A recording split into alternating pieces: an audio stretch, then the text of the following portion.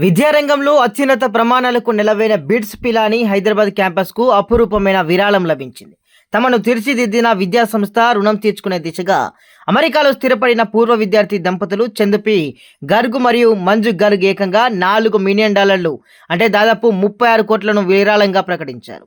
చందుపి Garg 1968 bits Pilani నుంచి mechanical engineering పట్టా పుచ్చుకున్నారు.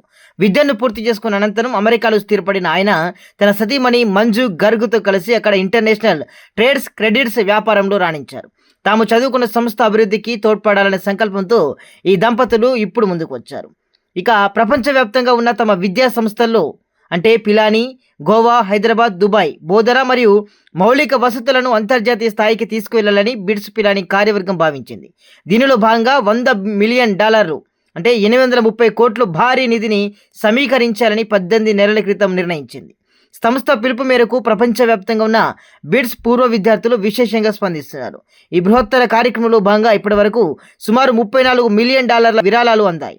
ఇందులో భాగంగానే చందుపి గర్గ్ మరియు మంజు గర్గ్ దంపతులు హైదరాబాద్ క్యాంపస్ అభివృద్ధి కోసం 36 కోట్లు అందించడం విశేషం.